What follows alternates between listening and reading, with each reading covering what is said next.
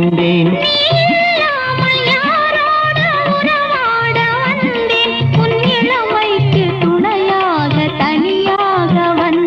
நான் மலரோடு தனியாக ஏன் இங்கு நின்றேன்? என் மகாராணி உனை காண ஓடோடி வந்தேன்.